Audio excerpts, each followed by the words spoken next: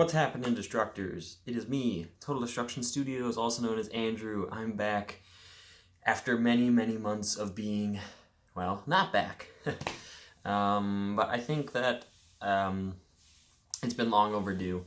There's been a lot going on. And the first thing you might notice is I'm not in my old house. Well, I am in my old house, I should say. I'm not in the house that I was recently in, which is my sister's house. I am back in my old house. Where I grew up in, which is kind of cool, you know, back to bring back all these memories. This is the old room that the computer used to be in. This is now my room. My old room downstairs is kind of uninhabitable at the moment. There's a lot of flooding issues down there, and long story short, that's not the point of this video.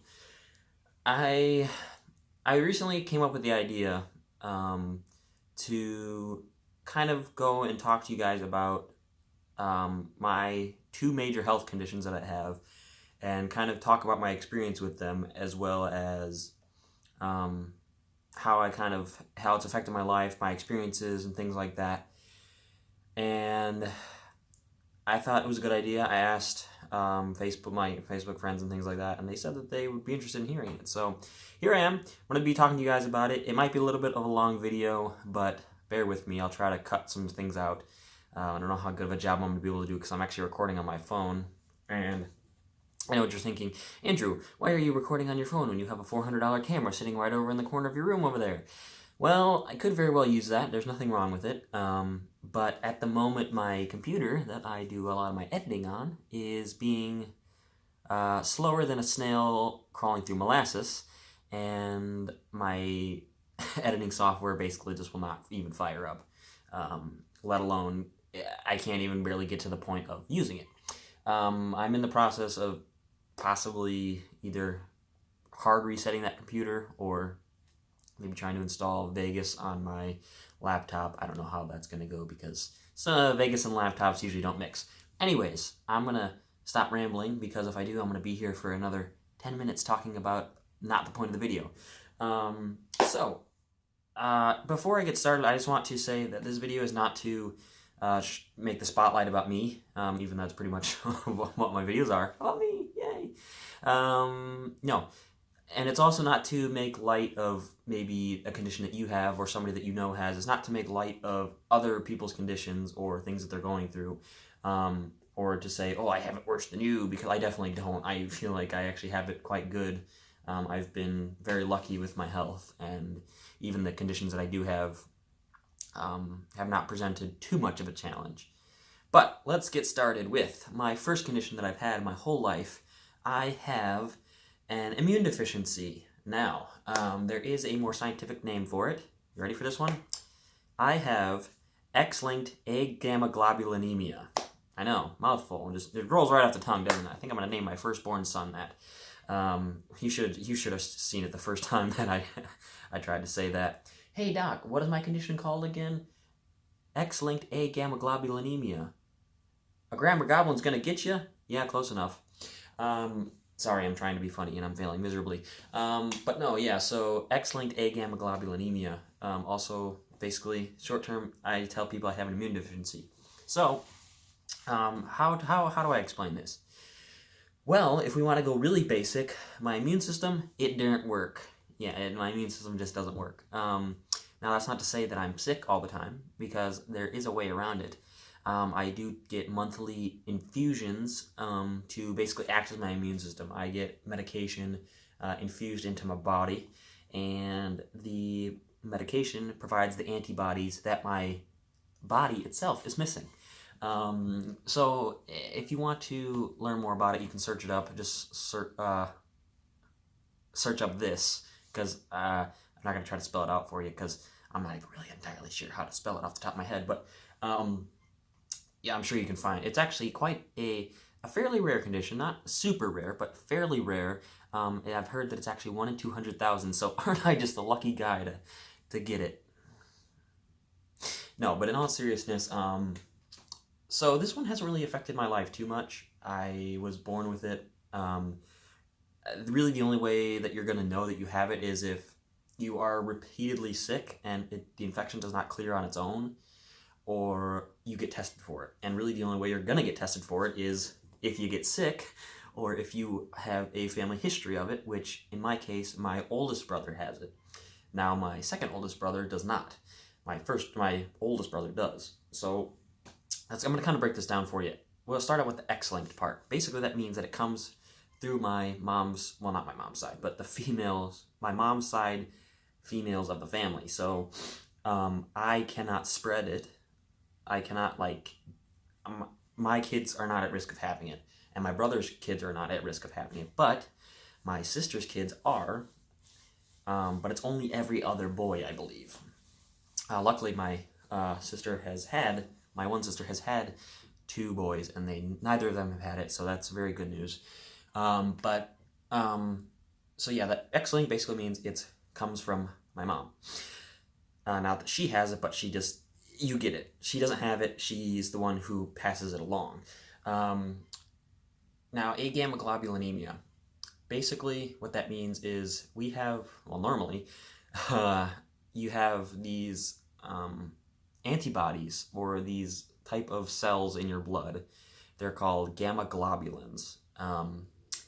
And basically, from what I understand, they're just the antibodies in your blood that prevent or that help fight infectious disease.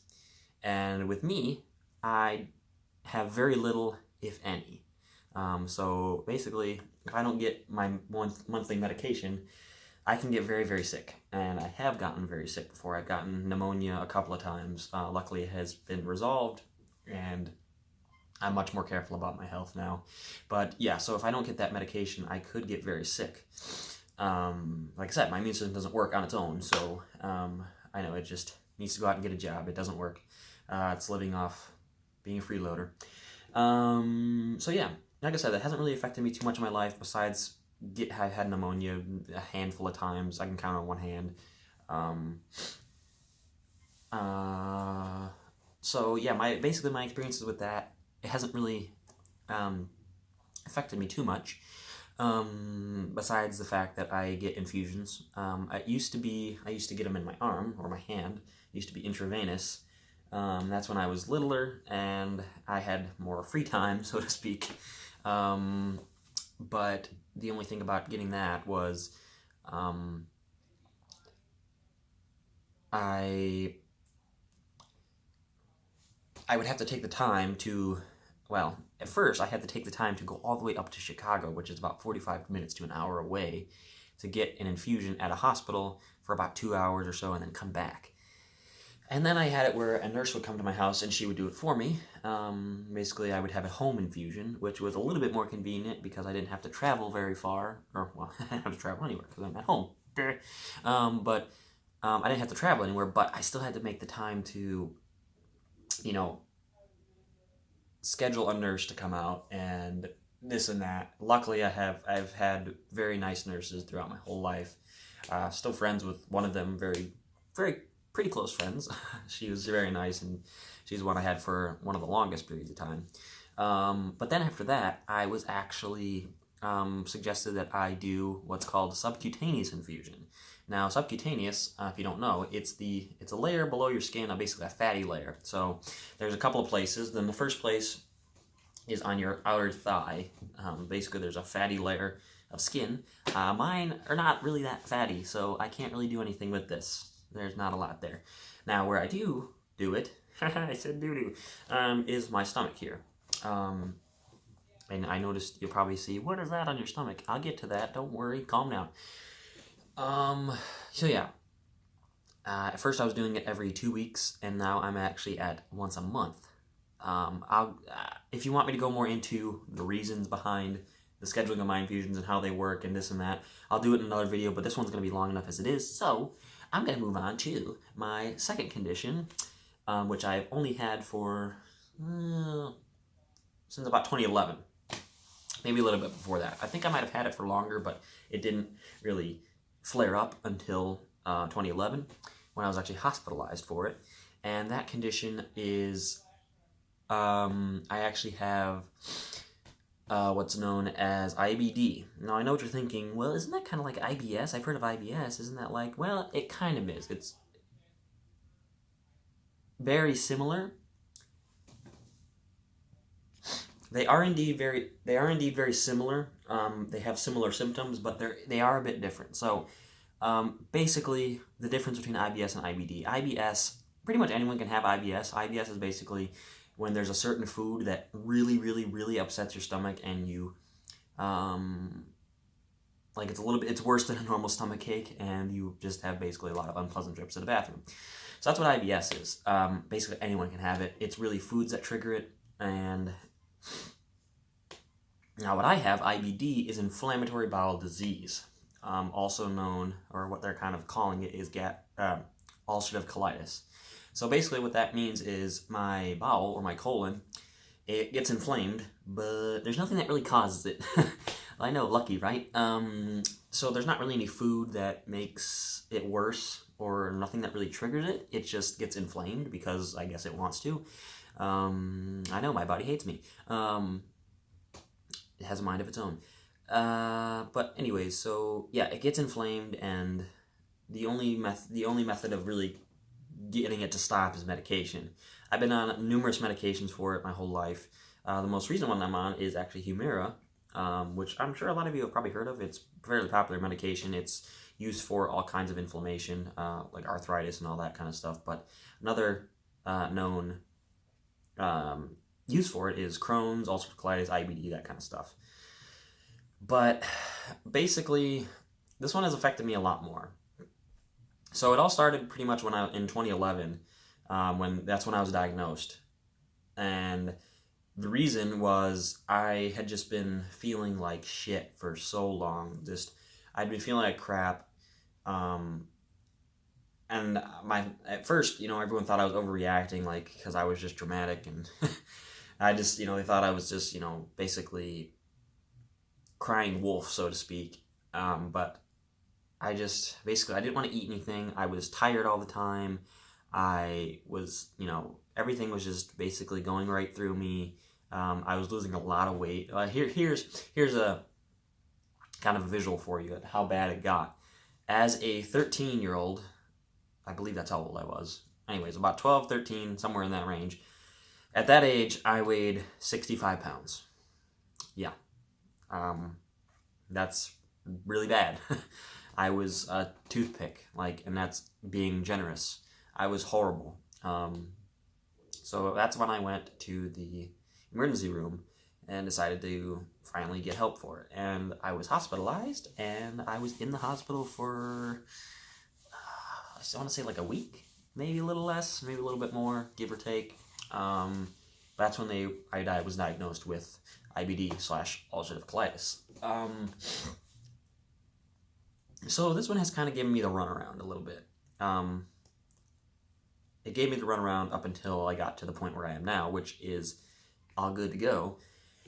But basically, I was put on medication. I was on prednisone, which is a steroid, for a while, which got rid of the inflammation very quickly, made you feel better really fast. But unfortunately, obviously, steroids are not something that you can stay on because, number one, they can do a lot of damage to your liver. I don't know how to speak today. A lot of damage to your liver and a lot of your internal organs. They're a very strong medication, obviously. And they're also immunosuppressants, very harsh immunosuppressants. And what that means is they suppress your immune system. So I don't have an immune system to begin with, so if you suppress it even more, guess what? It sucks. But no, that actually got rid of my symptoms very quickly. I was feeling better very fast, and I was starting to get back on track, and then that's when they put me on, I forget what medication I was on first. I think I was actually on mercaptopurine at first, which is, I think it's actually technically a cancer drug, but it basically is just another inflammation drug. And that was working for quite some time, and then it stopped. So I went back on the steroids to get rid of the inflammation while they figured out what they were going to do. Is my camera focusing? Thank you.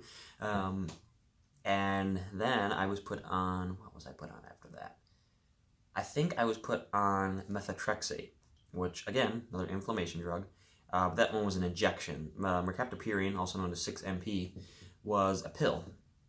Mercaptopurine was a injection, like a syringe that I had to draw up a little vial. It was actually like a greenish color, so it's kind of weird. But you draw it up in the vial and basically swab any area. And that one kind of worked, not really though. And then they switched me over to, what was it? Was it the Humira after that? I think it was. I feel like I'm missing a medication here or there, but so the Humira was like, they're like, okay, Humira is recently approved for this kind of treatment, so let's give it a shot. Well, it would have worked if I hadn't been so far gone that the inflammation was just basically out of control. Now this is over a span of multiple years. My most recent, when they put me on the Humira was,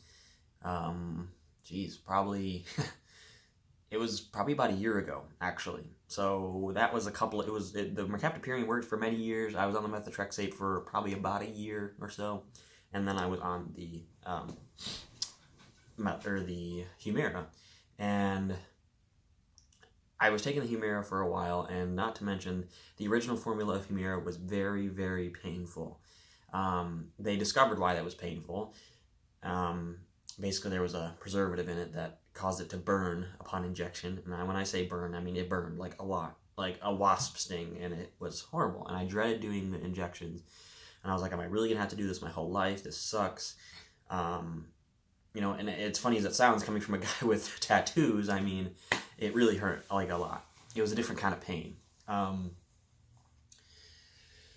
So I went to my doctor again. I was like, look, I've been on the Humira for a while. I just don't feel any better. I don't feel like it's working. And he did some blood tests, and he was like, okay, well, the Humira levels, or the level of the specific kind of medication, the levels are good, but your inflammation markers are still way up. So what they're assuming was I was just so far gone that the Humira was probably working. It just wasn't working well enough to get rid of all the inflammation that was in there. So that's when they decided that they were going to have to do surgery. And this was less than a year ago that they did this surgery. This was back in September that they did this surgery. So only a couple of months ago. But I entrusted my doctor. I've been with my gastroenterologist for probably 9, 10, 11 years now, and I knew that if he said that I needed it, I probably needed it, and I knew that he would have tried other things before just jumping to surgery. But he was like, look, you're going to need this surgery. We're good. Basically what they did is and you could see right here, if you can see that right there, there's 3 incisions. This one here, there's one down here a little bit, like just below my belt line, and then there's one, if you could see it, right over here, right in this area. Many of them have actually since faded, not completely though, you can still see them, but they are healed. So basically, the 2 small ones are really only about that big, so not big at all.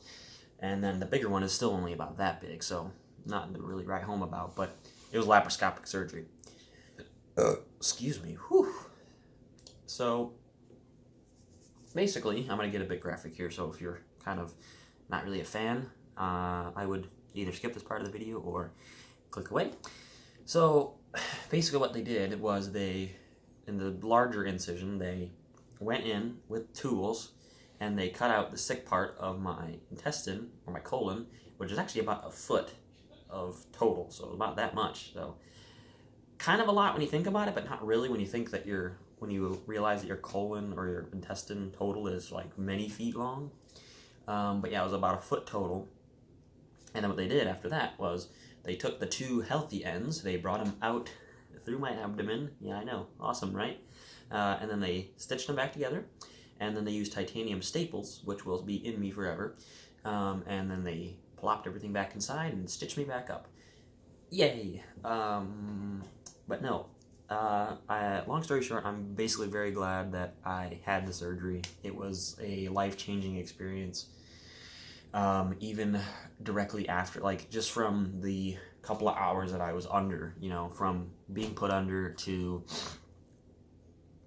waking up, other than the pain from the surgery itself, just the excruciating pain that I was in from from the IBD flaring up it was like night and day, the difference, and I feel great now. Like, I tell everybody, and it's so true, that I was honestly sick for so long, I forgot what it was like to feel good. And I know that if a lot of you have chronic conditions, you know what that means, and you know what that feels like. Like, you're sick for so long, your sick self is basically your normal self, and you get used to that, and then once you finally do start to feel good, you are like just so happy, and that's how I was, because I felt great. I still feel great. So I bet you're wondering, well, what kind of medication are you on now? Well, I'm actually back on the Humira. They have since changed the formula of the Humira, which does not have the citrate, or the citrate, I don't know how to pronounce it, in it, the preservative that made it sting, so it doesn't hurt anymore, which is awesome. So if you are on Humira and you have the old formula, which hurts a lot, I would highly recommend talking to your doctor, whoever prescribed it to you, to see if they can get you the citrate free. Because honestly, I'm here to tell you 100%, it does, like, the difference is phenomenal. It doesn't hurt at all anymore. The tiny little poke from the needle, nothing, like, basically just a tiny little pinch, and then it goes in, and, normal 10 seconds, and it's done. But yeah, so that was my most recent experience, and that's part of the reason why I was away for so long, was because I was going through all of that. Having surgery and being in the hospital. I was in the hospital for about 5 days, but everything went good. I'm on a normal diet. I don't know, no kind of restrictions or anything. But basically, long story short, this is my kind of story about my experience with my conditions.